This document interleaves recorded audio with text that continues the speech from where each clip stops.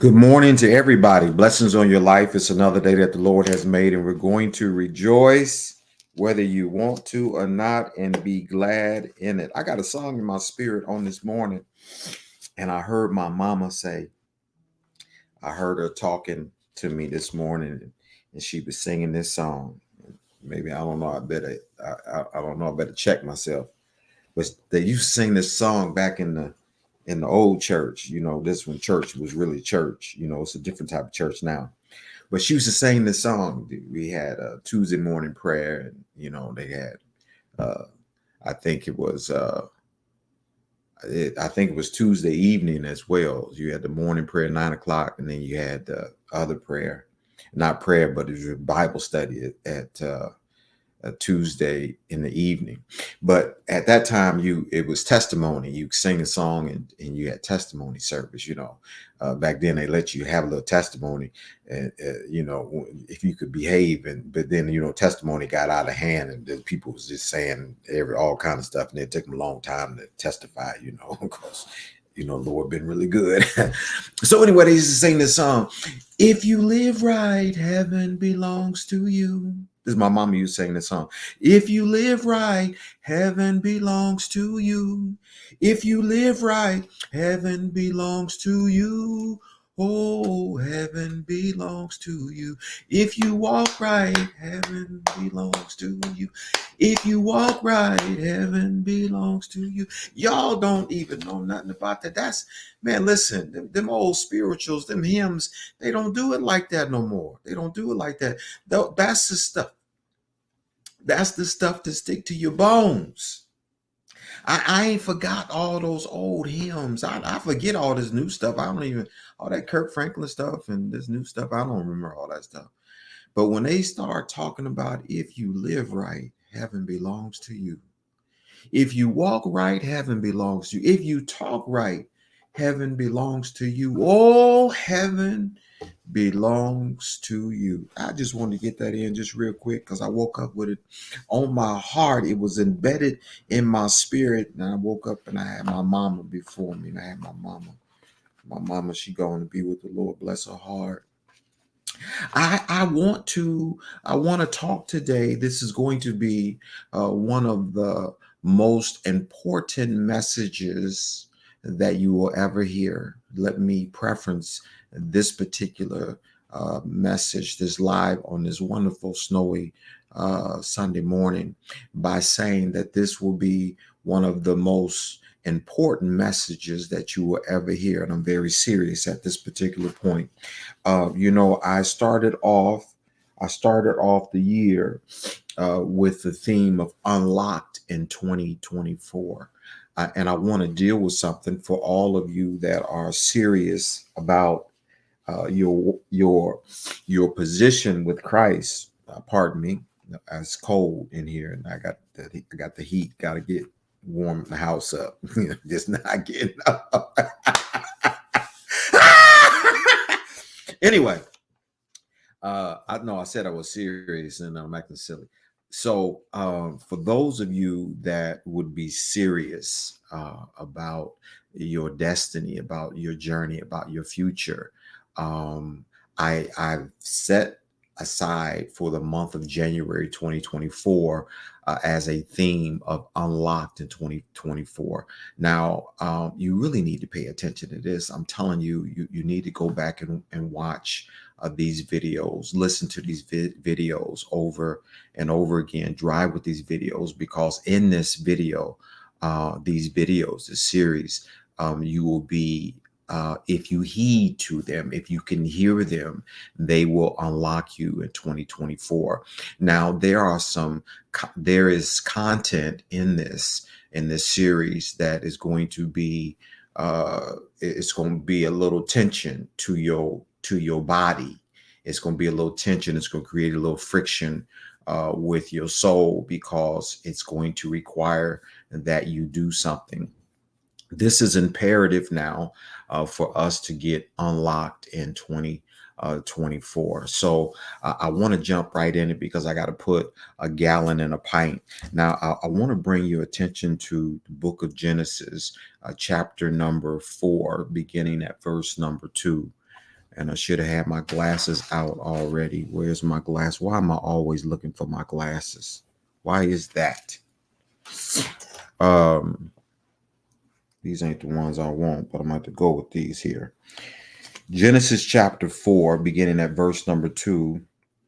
And it says, and she again bare his brother. Let's just start at verse number 1. And Adam knew Eve, his wife, and she conceived and bare Cain and said, I have gotten a man from the Lord. Verse number 2. And she again bare his brother Abel, and Abel was a keeper of the sheep, but Cain was a tiller of the ground. Now, this is important for you to know. Verse number 3. And in process of time, it came to pass that Cain brought of the fruit of the ground an offering unto the Lord.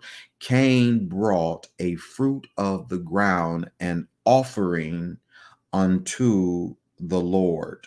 And Abel, he also brought of the firstlings. This is put God first. This is where we understand the doctrine, the ideology, the theology of how we should posture ourselves before God. So he says here, and Abel, he also brought of the firstlings of his flock and of the fat thereof. And the Lord had respect unto Abel and to his offering, underscore that, verse number 5. But unto Cain and to his offering he had not respect. And Cain was very wroth, and his countenance fell, verse number 6. And the Lord said unto Cain, why art thou wroth? And why is thy countenance fallen? If thou doest well, thou shalt not, if thou doest well, shalt thou not be if thou doest well, shalt thou not be accepted? If you did well, shouldn't you be accepted? And if thou doest not well, sin lieth at the door, and unto thee shall be his desire, and thou shalt rule over him. And unto thee shall be his desire, and thou shalt rule over him. He's telling him, get yourself together, because if you don't do this thing right, sin lieth at the door, and his desire, he will have his way with you. But he's saying, take control and you rule over him.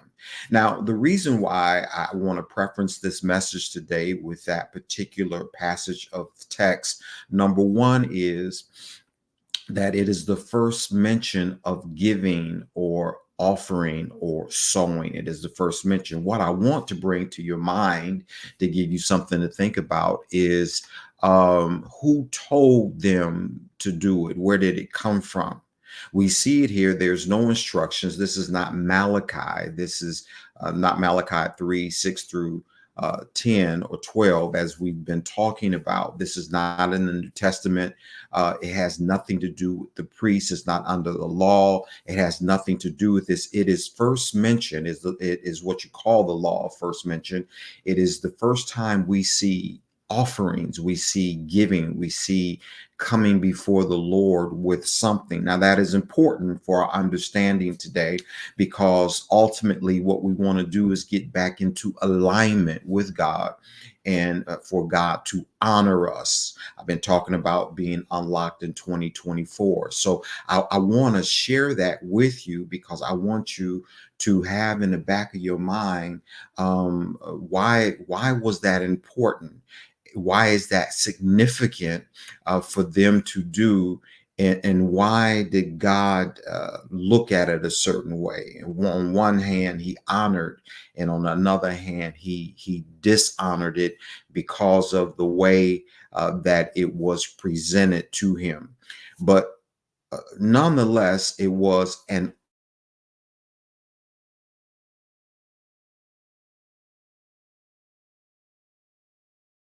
was according to the medium of exchange. The medium of exchange at that particular time was what you what represented your life in terms of occupation, your livelihood. What was your livelihood? I hope this does not go out on me. And so at that during then, Abel had his livelihood was into livestock, and Cain's livelihood was into the soil, into the ground, into seeds. He harvested, food that was his.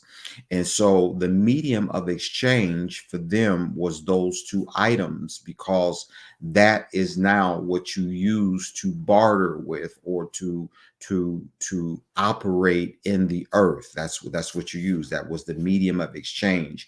Another way to look at it, it is what you held to you, that meant something to you, that was near and dear. It cost you something. You had to put a whole lot in it. It was laborious for you, and it didn't come by easy. So you had to work really hard in order to get it. And a lot of things that we work for, it becomes a challenge for us to release. I'm saying that because even today, the reason why I said it's going to be a little friction, it's going to be a little tight, because our medium of exchange is money. And so don't turn me off yet. I need y'all to hear me out, because this is where your blessing is going to come from. And I'm a walking, living epistle. I'm a testament of it. Now, our medium of exchange is money. It is money what we hold on to. It is money how we work our lives. It's what makes everything flow. It makes the world go around, so to speak. But the issue is most of us, we lack that money. We lack that medium of exchange. We don't have enough of it. We don't have an abundance of it. Our barns are not filled. Our houses are not filled. Our cup is not running over. And so I'm trying to position you to get you where your cup is running over. But I don't want you to think of it just in terms of monetizing or monetary or money. I don't want you to think of it like that. I want you to think of it as a holistic approach, a wholeness approach, a healthy approach to your life, to your whole life, and to your family, to everything that is around you that you touch. This is where the offering, this is where sowing comes in at.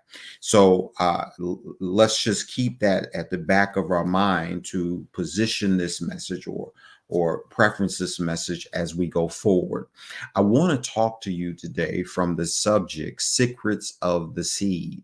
Secrets of the seed. Now, this is going to be a very powerful time that we're going to spend together. This information that I'm going to give you today is going to blow your mind. It's going to unlock you. It is very necessary that you listen and be attentive, really good, because I'm going to help you today to get really far down the road in your walk with the Lord, and with your existential outlook, as it relates to your health, as it relates to your money, your finances, your family, and all that. Now, I need you to listen. I can't stop reiterating this. I need you to really stay with me.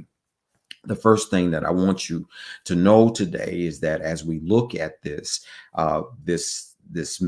title, Secrets of the Seed, as it relates to our scripture, which drills down to an offering, it is related to a seed. So we see Abel's seed was flock, and we see Cain's seed was the ground, things that he tilled the ground, that type of thing, right? So you, wherever you work, whatever you do that brings you in your seed, then that's what you need to focus on. But here's the thing that I want you to put out front. Number one is that the seed is for the future. The seed is for the future. Anytime that you're going to sow a seed, it is not that you sow the seed and you expect an immediate harvest. I think some of the reasons why we get discouraged and we don't want to do this particular function in the body of Christ is because we don't see the what do I want to call it? We don't want to we don't see the results of it immediately, or we don't see the results of it soon enough. So I need you to hear me. The seed now is for the future, because we're going to go somewhere with this. But you need to understand these foundations, these secrets of the seed, in order for you to get back into alignment and for you to be blessed. Now, so the seed carries your future, or the seed is for your future. The seed carries your future, or the seed is for your future. I need you to repeat that after yourself. As you walk in, the seed carries the future, and the seed is for your future. Point number one. Point number two, when you give, you start to die, and it is through the death that you start to reap. When you give to the Lord, now you got to keep in mind our text, and you got to understand, because I want to go back and kind of fix up God's outlook towards Cain and God's outlook towards Abel. There was an issue with Cain, that something inside of his heart had not died. In other words, his presentation was still wiggly, it was still wobbly, it was still jumping on the table. And so God said to him that his offering, that his seed that he brought before him, it was not respected by him. He didn't appreciate it, because it was not enough of Cain on the inside of it. So when you give, you start to die, and it is through the death that you start to reap. It is through that death that you start to reap. Now understand this, the scripture says that unless a grain of wheat fall unto the ground and die, it abideth alone. But if it die, it bringeth forth much fruit. I don't have time to go to all these scriptures and connect the dots. Y'all in the church, y'all should know a lot of this stuff that I'm saying. I'm giving you some principles. My next point, the value of your seed is actualized once death shows the value of your seed, because it ain't just, again, the contrast between Cain and Abel. So there's a value to one versus another. There's a contrast. The value of your seed is actualized once death shows up. It is actualized. It is at that point that your seed will sprout and bring forth. Lest a grain of wheat fall into the ground and die, it abideth alone. But if it die, it bring forth much fruit. It is at that point it brings forth the life that you need. The life now becomes the fruit.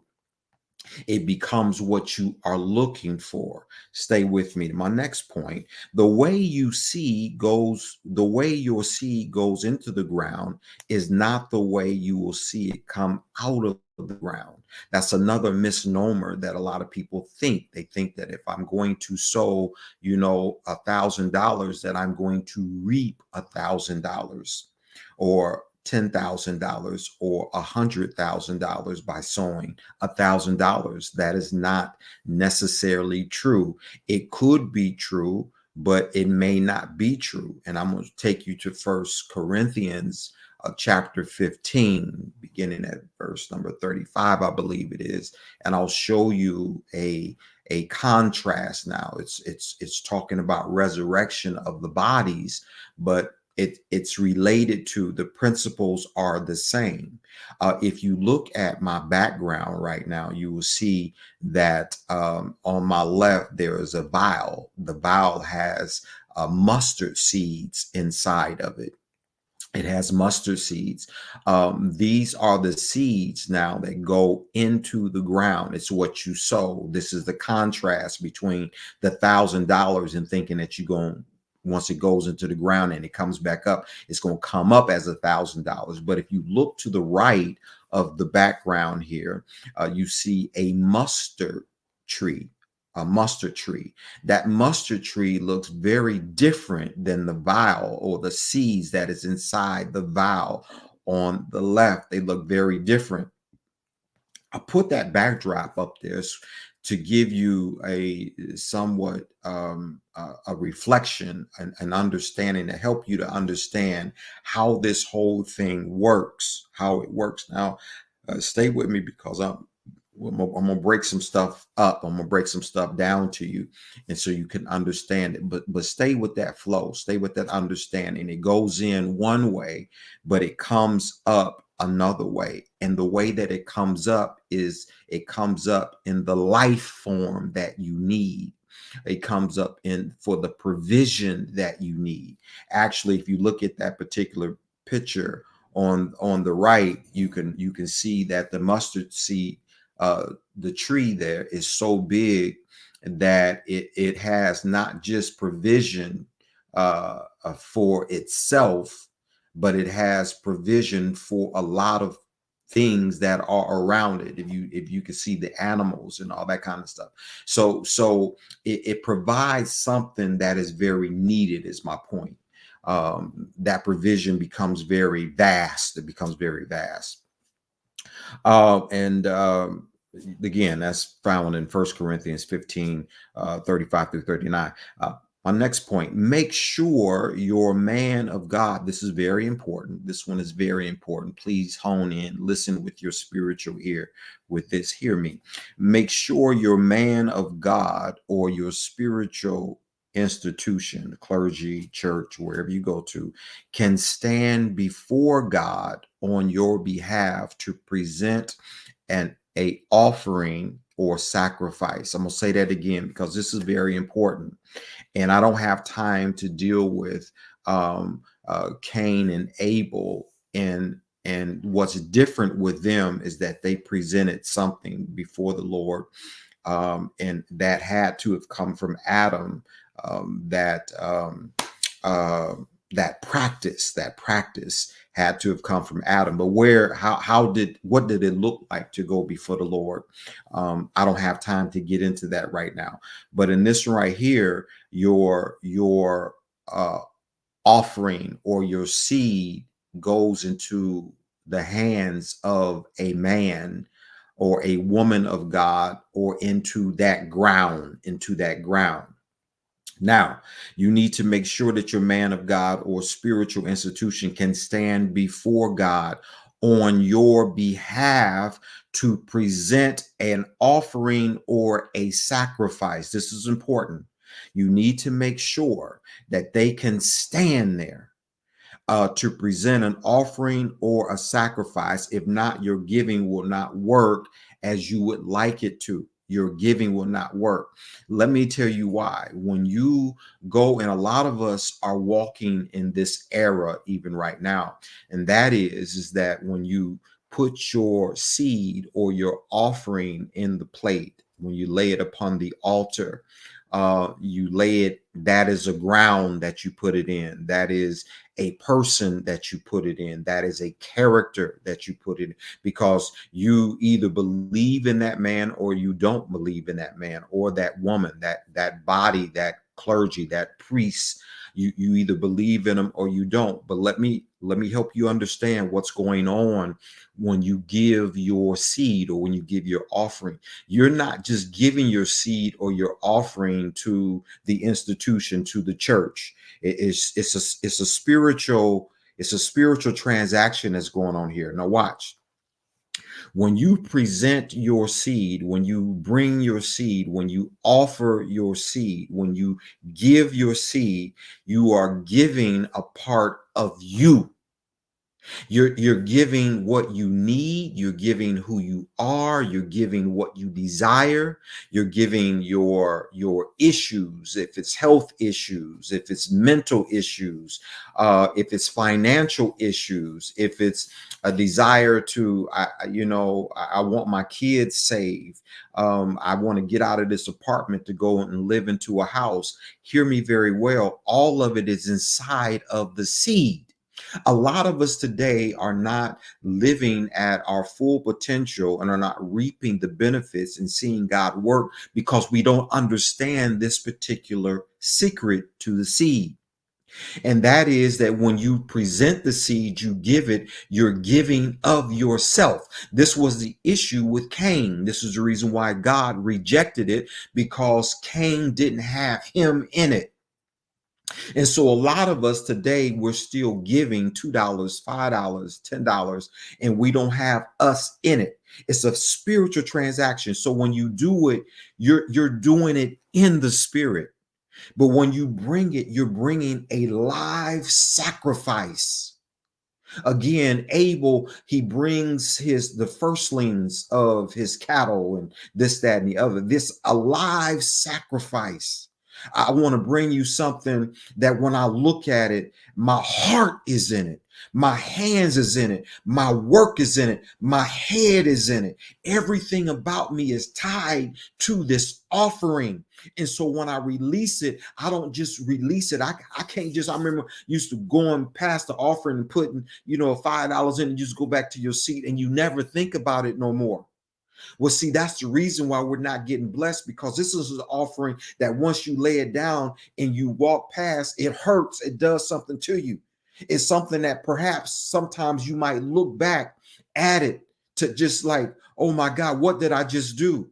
But it's at that point where God can recognize that this offering is alive. He says in Hebrews, he says, give me an offering that thou wouldest not. Jesus, he accomplishes this, but it's a reason for that. Give me something that's live, that's wiggly, that costs you everything, that's got to lay on there and it's got to bleed out. Give me that. I'm trying to help you. So when you do this, you bring it to a man or to a church, to some type of spiritual institution. I need you to validate. You got to make sure that place where you're dropping your seed off into the ground can handle you, because it's you. God is looking at the man, the exchange, the priest, now the pastor of the church that you go to. It becomes the exchange point. So you go because God looks at you, but he looks at you through your pastor. So when you give it, you're giving it to him, and you are required to make sure that ground is on point. Can this church, the ministry, can it handle my pain? Can it minister? Is there a grace for what I am going through? Is there a grace for what I need? Is there grace there? I'm reminded now when I preached a message out of Exodus 12, I believe it is, saved from my father's house.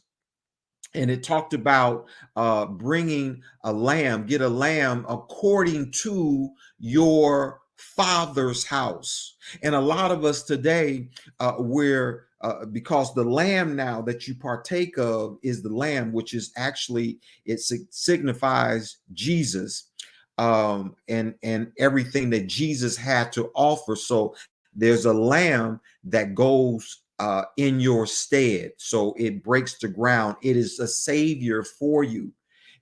Jesus became the savior. But a lot of us, we're going and we're participating in churches that does not have the grace or does not have a ministry for our need. Therefore, it is not the lamb for us. That's so important, because we're wasting our time. We go in there, you go into this church and your issue is that you need a breakthrough. You need some financial literacy. You need to understand how to manage and all those things as it relates to maybe money, right? You're going to a church that these folks at this church, they deliver from that. They don't have that problem.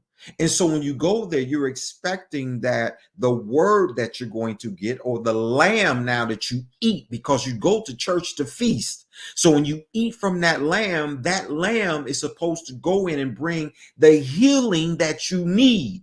But if it's not working, if ever you go in there for year after year after year and you don't see the results for what you're going through, if you still living defeated, then that means that the ground now that you sow into, that you spend all your time in, does not have the grace to go before the king, go before God and present your offering. And God honors and he respects it. I could go on and on with this. This is a very critical piece. I need you to understand that. Okay, next point. You have to bring the seed. That means that the seed must have and would have cost you a lot. You have to do it. Can't nobody else do this for you. I see this a lot where, baby, go take this and get us up there while they back braiding somebody's hair in church or writing a letter, and just take this on up there. No, you have to get involved. I'm reiterating some of the things that I've already said, but I'm saying it in a different way because maybe you hear it in a different way. You have to get in it. If you're not in it, it don't work. You have to bring it. It's got to cost you. My next point. You must search diligently for the appropriate soil type and conditions. This goes back to where you're putting your seed at, the church, the minister, that ground that you go into. Now watch this.